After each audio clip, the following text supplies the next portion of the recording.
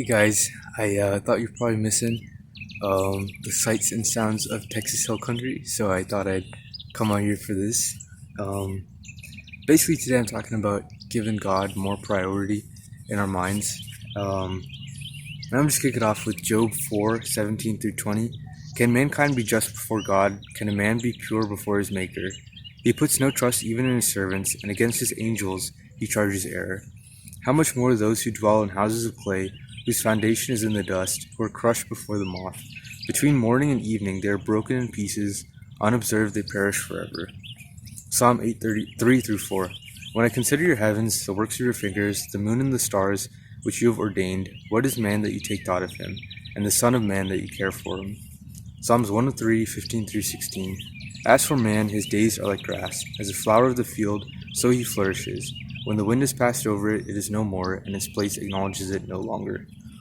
Um, I think reading these verses, like Psalms 8:4, really sums it up. Like, what is man that you take thought of him?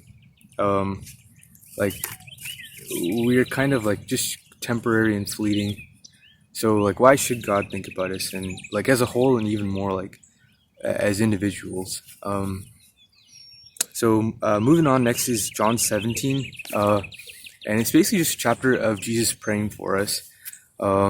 And I thought the timing is also interesting because it's like right before he's about to be arrested and crucified to earn our salvation. And I just think like his thoughts there are interesting because they're just all like focused on our well-being. And even though he's about to do something so great for us, it's like still not enough to where he's like, okay, like that's enough basically. Like it's only like more thoughts for us. And I think that's a great example for us to follow. Like no matter what we're doing, like we can pray more and have God in the center of our minds. But I'm just gonna read verses 22 through 26.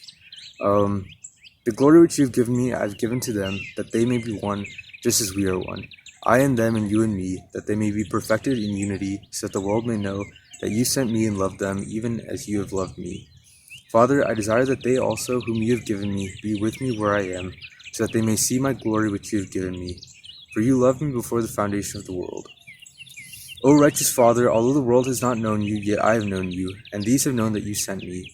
And I have made your name known to them, and will make it known, so that the love with which you have loved me may be in them, and I in them.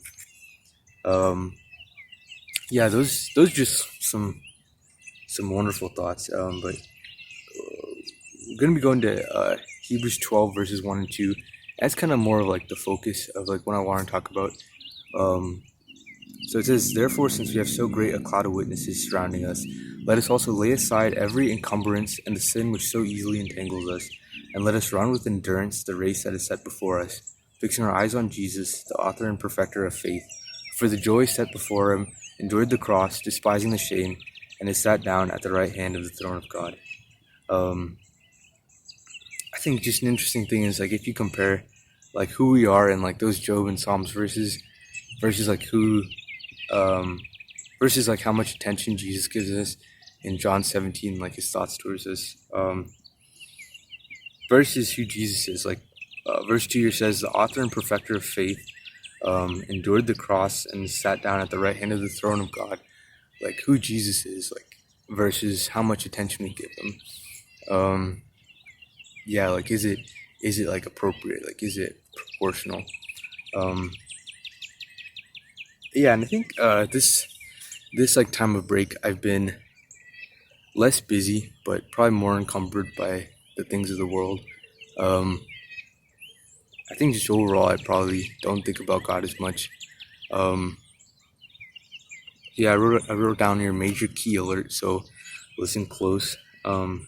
Steadily fixing our eyes on Jesus will help us two ways.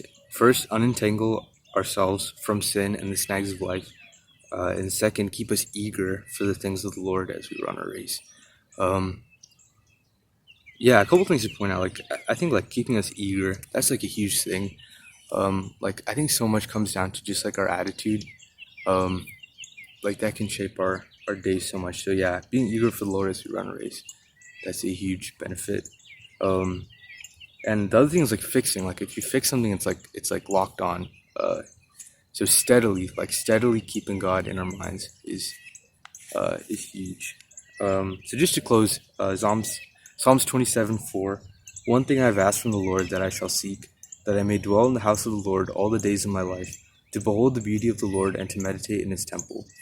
And yeah, that's just the goal, right? Yeah, so that's my prayer for myself and for all of us today.